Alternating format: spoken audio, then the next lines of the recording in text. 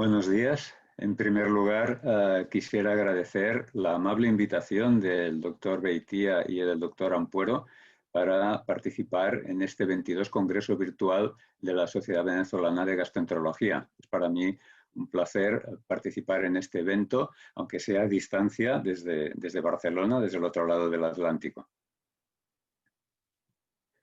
Este es el índice de mi charla. En primer lugar, hablaremos de algunas generalidades de la encefalopatía hepática.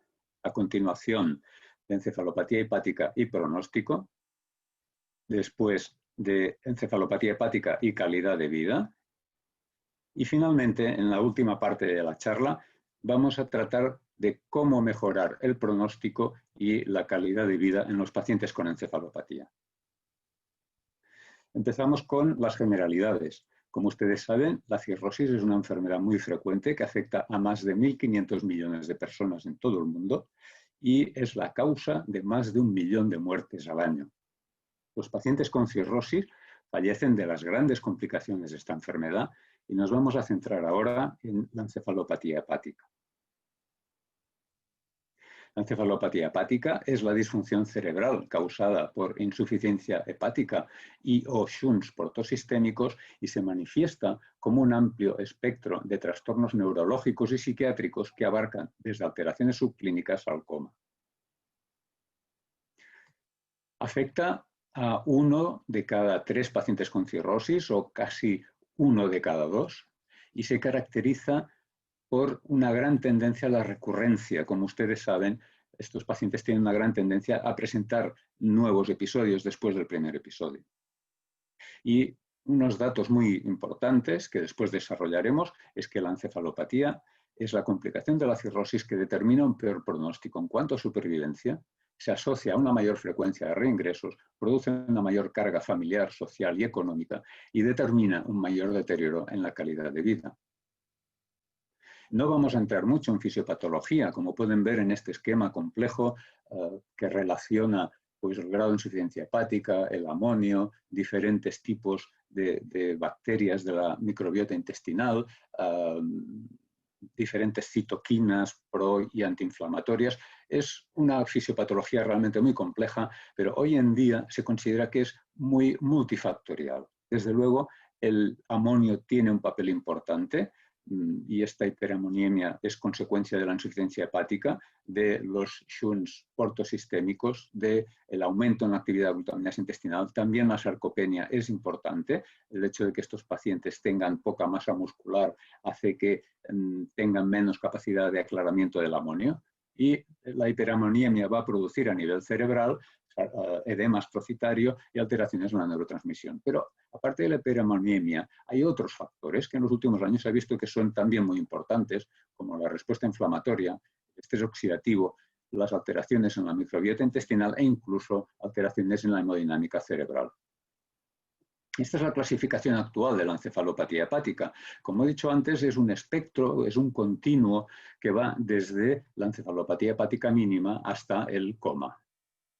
Los pacientes sin encefalopatía no tienen síntomas y tienen los test neuropsicológicos o neurofisiológicos normales. Los pacientes con encefalopatía mínima no tienen síntomas, pero tienen test neuropsicológicos o neurofisiológicos alterados y después ya tenemos la encefalopatía grado 1, la encefalopatía grado 2, en la que el paciente está pues, desorientado y con flapping. Grado 3, como saben, pues, el paciente está soñoliento, con respuesta, sin embargo, a estímulos. Y finalmente tenemos el grado 4, que es el coma.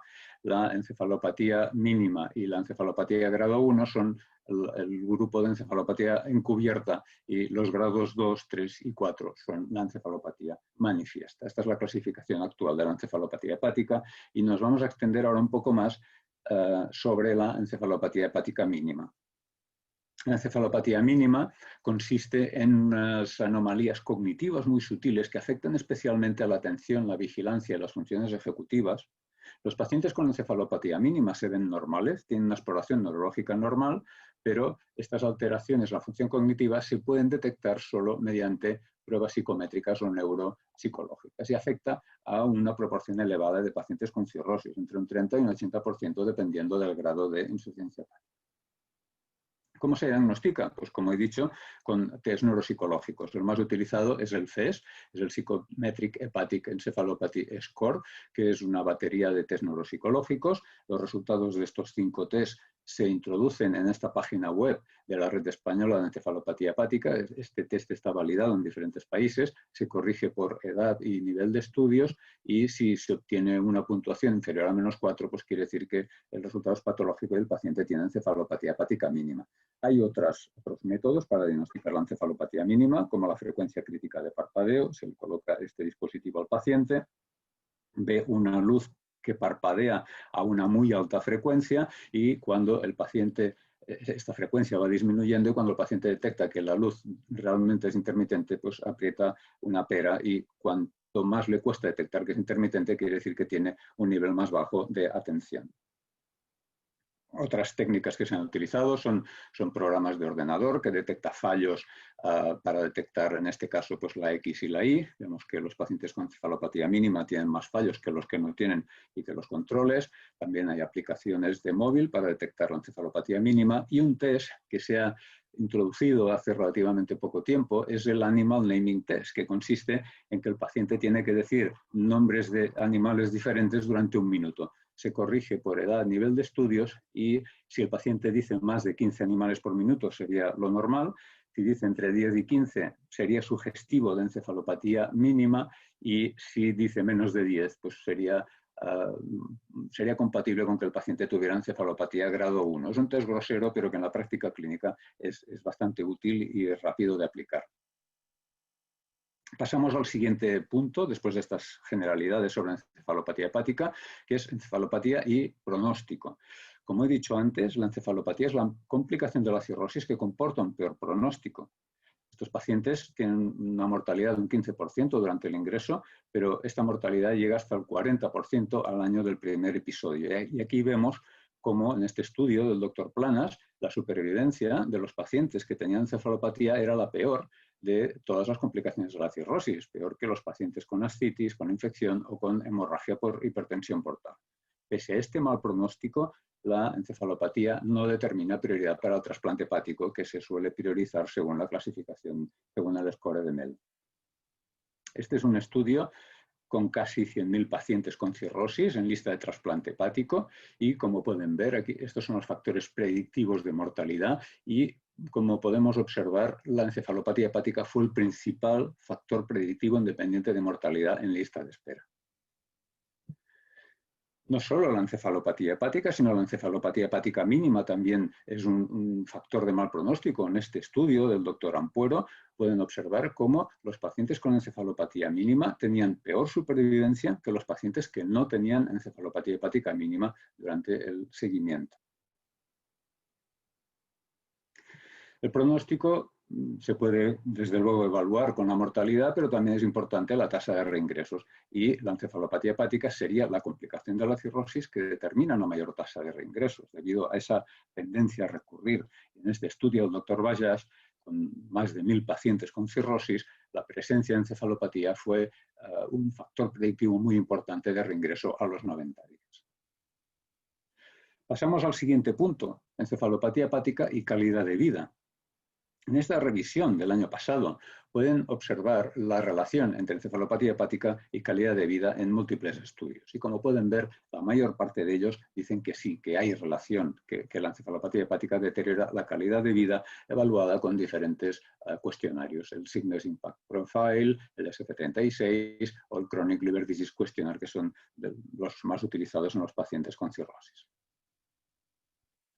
No solo la encefalopatía hepática, sino también la encefalopatía hepática mínima deteriora la calidad de vida. Y en este estudio de la doctora Román, de nuestro grupo, pueden ver cómo la calidad de vida era peor, según el cuestionario SF36, a mayor puntuación, mejor calidad de vida, puntuaciones más bajas son peor calidad de vida, y como pueden ver, los pacientes con encefalopatía mínima en rombos puntuaban peor en todos los dominios de este cuestionario que los pacientes sin encefalopatía mínima, representados por cuadrados, o la población de referencia en triángulos. Y es que la encefalopatía mínima tiene muchas repercusiones en los pacientes con cirrosis. Por ejemplo, favorecen que los pacientes caigan. Y en este estudio de nuestro grupo pudimos comprobar cómo la probabilidad de caer al año de seguimiento fue de más de un 50% en los pacientes con mínima, frente a solo un 6% en los que no tenían mínima. Y las caídas son importantes en los pacientes con cirrosis porque, como saben, son pacientes que tienen disminución de masa ósea, tienen alteraciones en la coagulación y, por tanto, pueden producir complicaciones importantes. Efectivamente, cuando un paciente sufre una fractura, es una complicación grave. Y aquí analizamos también en nuestros servicios, son datos todavía no publicados, 88 pacientes con cirrosis y fractura de fémur durante un periodo prolongado de 12 años. Y como pueden observar, la mortalidad fue de un 18% durante la hospitalización y más de la mitad presentaron complicaciones. Es decir, una fractura de fémur en un paciente con cirrosis pues, tiene una gravedad similar a una hemorragia por varices o una infección de líquido ascítico. Además, la encefalopatía mínima compromete la capacidad de conducción. En este estudio del doctor Bajaj, con un simulador de conducción, pues se pudo ver que los pacientes con encefalopatía mínima tenían más errores que los que no tenían encefalopatía mínima y que los controles. Y después otros estudios del grupo del doctor Bajaj han demostrado que los pacientes con encefalopatía mínima tienen realmente más accidentes y más multas de tráfico. De hecho, la encefalopatía mínima, también lo he dicho al principio, es la complicación de la cirrosis que supone una mayor carga familiar, social y económica. Y este es otro aspecto muy importante. Estos pacientes van desarrollando déficits cognitivos permanentes, como hemos comentado, el riesgo de accidentes y de caídas, incapacidad laboral, la mayor parte de ellos no pueden trabajar, necesitan cuidadores y esto determina unas pérdidas económicas familiares muy importantes porque el paciente no puede trabajar, pero los cuidadores tampoco porque lo tienen que cuidar a él y todo ello genera ansiedad y depresión no solo en los pacientes, sino también en los cuidadores. Vamos con el siguiente punto. ¿Cómo podemos mejorar el pronóstico de los pacientes con encefalopatía hepática? Este es un metaanálisis publicado por la Cochrane hace unos años, es un Trial Sequential Analysis, y evaluaban los disacáridos no absorbibles y la mortalidad. Pues la lactulosa, el lactitol mejoran la insuficiencia hepática y también disminuyen de forma estadísticamente significativa la mortalidad. Y como pueden ver en este análisis, cuando la línea verde cruza esta línea de aquí, quiere decir que ya es claro, ya es estadísticamente significativo y que no es preciso realizar más estudios para demostrar que este tratamiento, en este caso los disacáridos no absorbibles, disminuyen la mortalidad. Es por ello que las guías, aquí tenemos la guía conjunta europea y americana, pues recomiendan la lactulosa o el lactitol para la prevención de nuevos episodios de encefalopatía después del primer episodio. Respecto a la rifaximina, los datos no son tan claros. Este estudio del doctor Sharma en la India, con 120 pacientes, los pacientes fueron randomizados, eran pacientes con encefalopatía, a recibir lactulosa o lactulosa y rifaximina, y como pueden ver, los pacientes que reciben rifaximina tuvieron una mayor resolución de encefalopatía, un menor tiempo de hospitalización y, lo que se representa aquí, una menor mortalidad. Sin embargo, hay que destacar que el grupo que recibió solo lactulosa en azul tuvo una mortalidad inesperadamente alta, de casi un 50%. Hay un metaanálisis del año pasado que evalúa la relación entre rifaximina y mortalidad y, como pueden ver, pues el resultado es que mejoraría la mortalidad. Ahora bien, si nos centramos solo en estudios de alta calidad, en estudios clínicos randomizados, también el metaanálisis muestra que hay una mejoría significativa en la supervivencia, pero hay que tener en cuenta que solo hay 2 estudios, por tanto los datos serían todavía insuficientes. Es por ello que las guías recomiendan añadir rifaximina a la lactulosa para la prevención de nuevos episodios de encefalopatía, pero después del segundo episodio, no después del primero. ¿Qué ocurre con la albúmina? Hay pocos datos, pero son muy interesantes. Este estudio de la izquierda es un estudio clínico realizado por el grupo del doctor Córdoba, nuestro añorado doctor Córdoba. Nosotros participamos también en este estudio y, como pueden observar, la supervivencia de los pacientes con encefalopatía que recibían albúmina era superior que en los pacientes que recibían suero salino. Otro estudio posterior ha observado resultados similares. Los pacientes que recibieron lactulosa y albúmina tuvieron una supervivencia mejor que los que solo recibieron lactulosa. Sin embargo, todavía es pronto, ahora estamos pendientes del resultado del estudio beta, específicamente diseñado para evaluar este aspecto, el efecto de la albúmina sobre la mortalidad en pacientes con encefalopatía hepática, pero de momento los datos todavía son poco concluyentes. ¿Qué ocurre con los pacientes con encefalopatía hepática mínima? Pues este metaanálisis publicado el año pasado nos dice que en pacientes con encefalopatía hepática mínima ningún tratamiento ha demostrado disminuir la mortalidad, como se puede ver en esta gráfica. Ni los disacáridos, ni la L-ornitina L-acetato, la rifaximina o los probióticos. Vamos ya con la última parte de la charla. ¿Cómo podemos mejorar la calidad de vida en los pacientes con encefalopatía? Este es un estudio en el cual se evalúa en pacientes con encefalopatía con 2 o más episodios previos de encefalopatía el efecto de la rifaximina sobre su calidad de vida, utilizando el Chronic Liver Disease Questionnaire. Y como pueden ver, la rifaximina mejoró todos los dominios de este cuestionario y la puntuación global. Por tanto, podemos concluir que en pacientes con encefalopatía recurrente la rifaximina mejoraría la calidad de vida. Los pacientes que tienen encefalopatía recurrente y una buena función hepática pueden mejorar embolizando, si los tienen, shunts portosistémicos. Y aquí vemos el efecto de la embolización de los shunts portosistémicos en la calidad de vida de pacientes con encefalopatía. Aquí a la izquierda vemos cómo en gris un poco más claro antes de la embolización, en negro después de la embolización, y vemos cómo mejoró, aumentó el porcentaje de pacientes con autonomía y disminuyó el número de pacientes limitados después de la embolización con respecto a los valores previos a la embolización. Y resultados similares se han observado en un estudio posterior. Vemos cómo las actividades de la vida diaria mejoraron después de la embolización. ¿Qué hay de los probióticos? Este es un estudio publicado en Gastroenterology hace unos años en pacientes con encefalopatía previa. Estos pacientes eran randomizados a recibir probiótico o placebo y, como pueden ver, en el grupo probiótico hubo una mejoría de la función cognitiva evaluada por el FES y también mejoraron algunos dominios del SF36, sobre todo dominios físicos. Respecto a la encefalopatía hepática mínima, en este metaanálisis que les he comentado antes, publicado el año pasado, se demostró que en pacientes con encefalopatía hepática mínima, la lactulosa, no otros tratamientos, pero la lactulosa sí mejoraría la calidad de vida. Y ya para ir acabando, otros aspectos, la educación sanitaria y otros aspectos que es muy importante tener en cuenta, aparte de los tratamientos farmacológicos, las embolizaciones, los probióticos, etc. En primer lugar, la disponibilidad de contacto rápido con la enfermera, con el médico. Esto es muy importante para el paciente y para los cuidadores.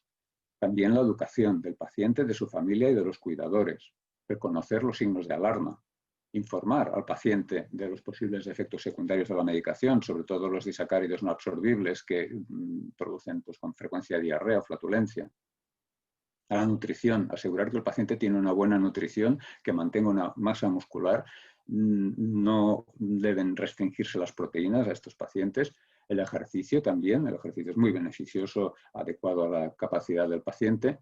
Mantener un hábito deposicional, evitar sedantes, inhibidores de la bomba de protones, precauciones en cuanto a la conducción y la prevención de caídas, enseñar a los pacientes y los cuidadores a ajustar el tratamiento, la lactulosa, el lactitol, el uso de enemas, coordinación con los médicos de familia y, como he dicho antes, es una complicación que conlleva una elevada carga social, familiar y, por tanto, es muy importante el contacto con los servicios sociales. Como conclusiones, la encefalopatía es la complicación de la cirrosis que determina un peor pronóstico y la que produce un mayor deterioro de la calidad de vida de los pacientes y también de los cuidadores. Representa una importante carga familiar, social y económica. La encefalopatía hepática mínima determina un peor pronóstico, predisposición a la encefalopatía aguda, accidentes de tráfico y caídas y deterioro de la calidad de vida.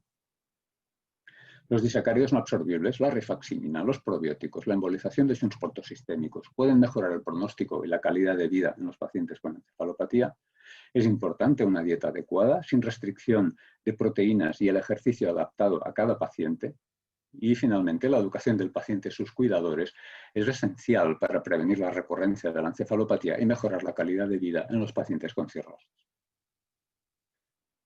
Finalmente, quisiera aquí tener un recuerdo para el doctor Juan Córdoba, fallecido prematuramente hace 6 años. Juan Córdoba fue la principal figura a nivel mundial en el campo de la encefalopatía hepática y ha dejado una huella indeleble, no solo desde el punto de vista científico, sino también personal, en los que tuvimos la suerte de conocerlo. Y ahora sí que ya acabo. Esta es una fotografía de mi hospital, del Hospital de la Santa Creu i Sant Pau de Barcelona. Como pueden ver, es muy bonito y si no lo han visitado anteriormente y en el futuro, cuando esta pesadilla de pandemia acabe, y si tienen ocasión de venir a Barcelona, les invito cordialmente a que vengan a visitarlo. Muchas gracias por su atención.